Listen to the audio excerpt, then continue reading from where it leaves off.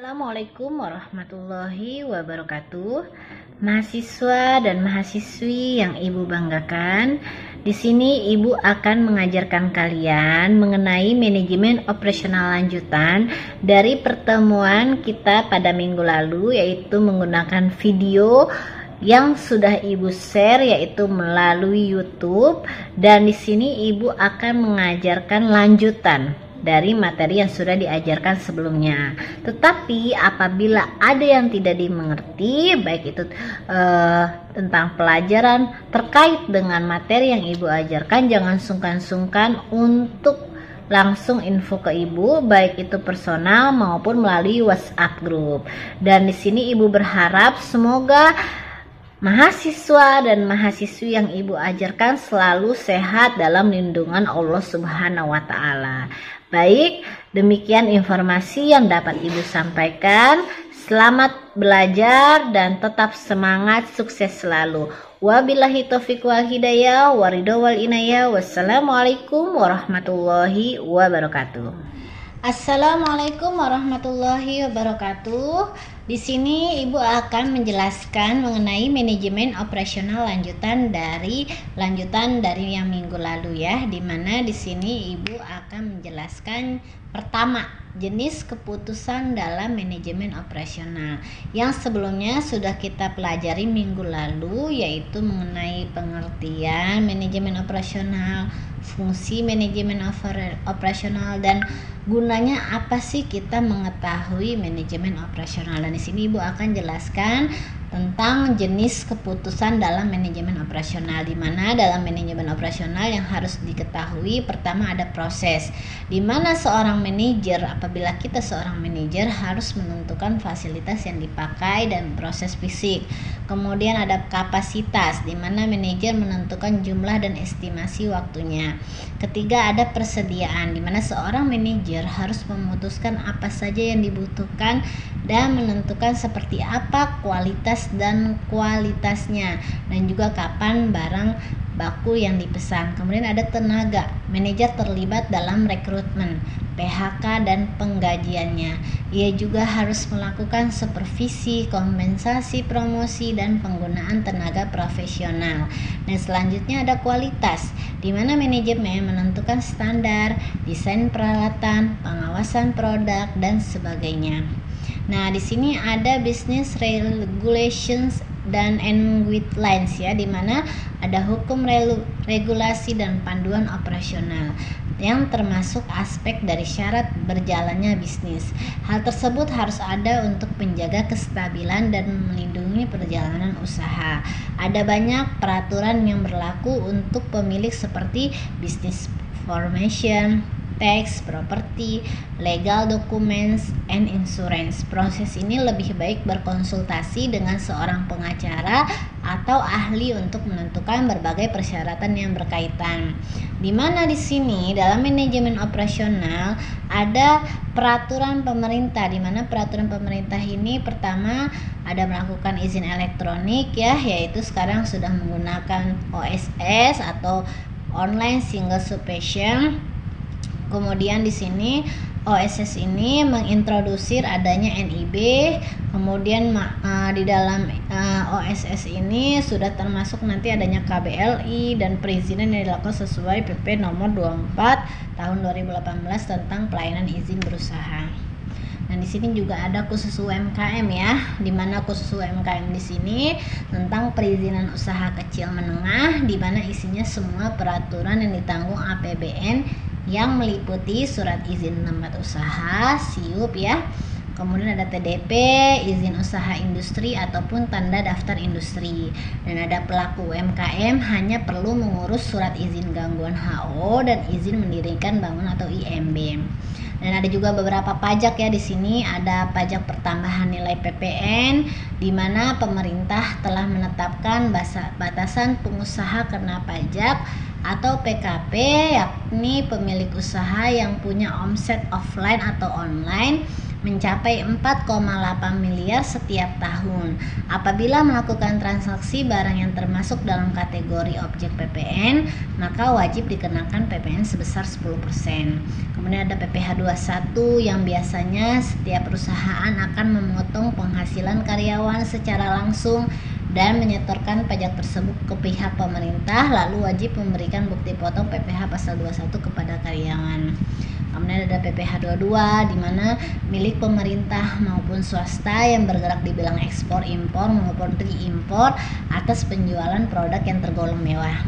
Dan ada lagi PPh 23 di mana dikenakan pada wajib pajak pada saat bertransaksi antara dua pihak seperti transaksi dividen, pembagian keuntungan saham, royalti, bunga, hadiah, penghargaan, dan sewa.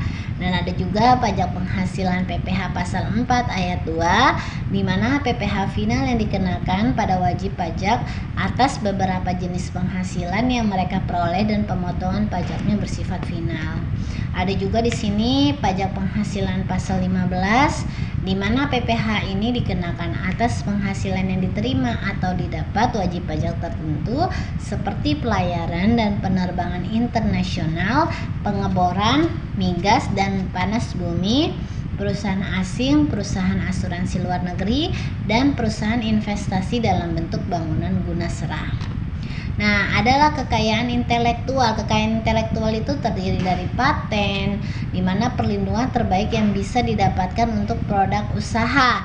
Paten memberikan pencetus hak untuk mencegah orang lain membuat, menggunakan atau menjual produk atau proses yang dipatenkan. Ada trademarks di mana merek dagang melindungi nilai simbolis produk usaha. Merek dagang dapat berupa nama, simbol, perangkat atau kombinasi yang digunakan untuk itu mengidentifikasi atau membedakan produk dari yang lain. Kemudian ada copyright.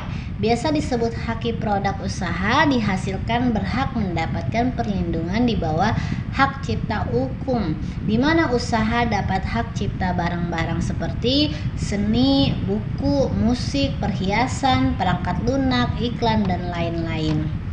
Ada lagi legal dokumen. Nah, legal dokumen itu ada kontrak, di mana kontrak adalah perjanjian antara para pihak dengan syarat dan ketentuan ini yang merupakan kewajiban hukum semua pihak yang terlibat.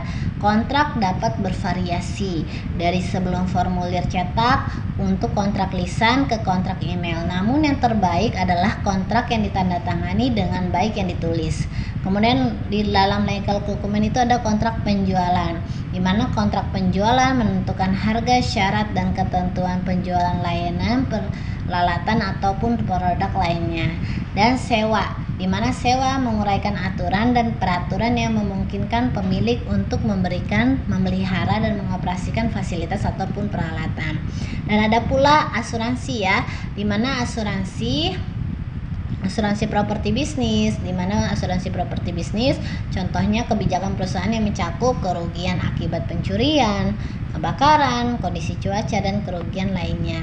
Asuransi tanggung jawab bisnis melindungi bisnis dari potensi kehancuran finansial, melindungi bisnis dalam hal terjadi tuntutan hukum atau cedera pribadi atau kerusakan properti yang menutupi kerusakan akibat gugatan tetapi juga biaya hukum. Dan ada juga asuransi kompensasi pekerja, di mana pengusaha lebih baik menanggung dan bertanggung jawab atas sebagian besar kecelakaan terkait pekerjaan. Nah, di sini ada hambatan dalam change management ya. Ada hambatan organisasi, di mana hambatan organisasi ini adalah yang termasuk penolakan sebagai informasi dan masalah keamanan tanpa informasi bersama, koordinasi dan kolaborasi yang erat tidak mungkin dilakukan. Kemudian ada anggota organisasi, di mana tanpa komitmen mereka yang teguh untuk melakukan apapun. Change management tidak akan berhasil jika karyawan menolak untuk fleksibel dalam pekerjaan mereka, bagaimana dan dengan siapa mereka bekerja.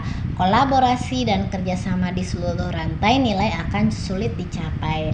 Dan ada juga sikap budaya, di mana sikap budaya yang tidak mendukung terutama kepercayaan dan kontrol juga bisa menjadi penghalang bagi manajemen rantai nilai.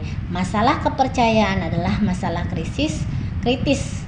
Ketika kepercayaan itu tidak ada, para mitra akan enggan untuk berbagi informasi, kemampuan, dan proses. Kemampuan yang diperlukan beberapa di antaranya adalah koordinasi dan kolaborasi, kemampuan mengonfigurasi produk untuk memuaskan pelanggan dan pemasok. Apabila kemampuan ini tidak ada, maka akan menjadi hambatan untuk suatu perusahaan ataupun organisasi. Nah, maka dari kesimpulan tersebut ya, dan itu adalah struktur atau tips ya di dalam manajemen operasional. Selanjutnya kita juga harus mengetahui peran teknologi dalam manajemen operasional, di mana teknologi digunakan dalam manajemen operasional sebagai alat penunjuk stok yang tersedia, status pesanan dan kualitas produk sementara produk sedang dalam proses pembuatan. Dalam berhubungan dengan pelanggan, teknologi berfungsi untuk terhubung lebih dekat dengan pelanggan. Produksi harus disinkronkan di seluruh perusahaan. Teknologi juga memungkinkan pengendalian biaya khususnya di bidang pemeliharaan prediktif, diagnostik, jarak jauh, dan penghematan biaya utilitas. Nah, ini adalah beberapa contoh profil wirausaha ya. Dimana contohnya di sini ada Amanda Susanti sebagai lulusan program manajemen di Universitas of Manchester, Inggris. Ini merasa prihatin dengan kehidupan petani yang sudah bekerja keras tetapi penghasilan dari penjualan produk taninya tidak seberapa. Amanda pun pernah mengelola kebun sendiri di daerah Parungkuda, Sukabumi. Ketika itu ia kerja dengan para petani. Ia juga merasakan petani susah mencari akses langsung untuk menjual produk ke konsumen. Selain itu, wanita ini melihat mata rantai antara petani dan konsumen sangatlah panjang. Akibatnya, harga produk pun menjadi mahal, terutama produk pertanian organik. Mata rantai ini dapat berubah mulai dari petani sebagai pemasok sayur dan buah-buahan segar dikumpulkan oleh pengepul atau tekulak yang berada di pedesaan masuk ke pasar mikro dan kemudian dipasarkan ke pasar makro. Sementara kesejahteraan petani makin jauh dari yang diharapkan. Berdasarkan mata rantai dan supply chains yang memisahkan antara konsumen dan petani atau produsen lokal, hal inilah yang membuat Amanda menggandeng para petani untuk mulai mencari celah menjual hasil pertanian organik secara langsung ke restoran dibandingkan menjual ke pedagang setempat. Ia pun mulai membangun bisnis dengan membuat sayur box ya. Oke, dan di sini ada lagi contohnya itu seperti Amanda Susanti ya, yang tadi itu Amanda sama juga sih Amanda Susanti, sama juga di sini masih profil wirausahanya, di mana tadi beliau di sini membuat sebuah aplikasi yang memudahkan para petani menjual taniannya itu langsung ke ini ya konsumen, yaitu dimana menggunakan sayur box ya nama aplikasinya, dimana sayur box ini merupakan suatu platform online yang mengusung konsep bisnis farm to table yang menyediakan bahan segar dan produk serta berkualitas langsung dari petani dan produsen lokal Indonesia. Sistem pemesanan yang diusung sayur box adalah pre-order ya, pemesanan di depan sehingga meminimalkan jumlah bahan segar yang terbuang. Setelah konsumen memesan, sayur box akan melakukan pemesanan dari konsumen dan menginformasikan kepada petani mitra tentang jumlah sayur yang harus dipanen. Sayur yang harus dipanen kemudian dikirimkan ke sayur box untuk segera dikemas dan diantarkan kepada konsumen sesuai pesanan ya. Dan ini adalah beberapa contoh, di mana contoh ini adalah yang dibuat oleh Amanda Susanti ya, profil Amanda Susanti. Dia bagaimana caranya agar dapat membuat manajemen operasional atau manajemen di sini, kalau di sini contohnya itu manajemen dalam memasarkan sebuah produk ya, yaitu dari petani yang bisa langsung kepada pembelinya sehingga dapat lebih menguntungkan para petani dengan mendapatkan pendapatan yang lebih tinggi dibandingkan harus ke step 1, step 2 harus ke mikro dulu baru ke makro, dan harus diolah dulu, harus dengan beberapa step ya. Jadi ini lebih memudahkan. Nah, setelah mengalami ekspansi dan setelah cukup dikenal oleh pasar ya, aplikasi ini ada beberapa mitra dan petani lokal yang mendatangi Sayur Box untuk menawarkan produk andalan mereka. Nah, tetapi tetap ya, kalau di Sayur Box itu tetap konsisten untuk tetap mempertahankan kualitas dan tetap memberikan pelayanan yang terbaik kepada konsumen, sehingga petani dan produsen lokal harus memiliki dan memenuhi standar dan parameter yang ditetapkan oleh Sayur Box ya. Dan ini adalah beberapa masih penghargaan ya.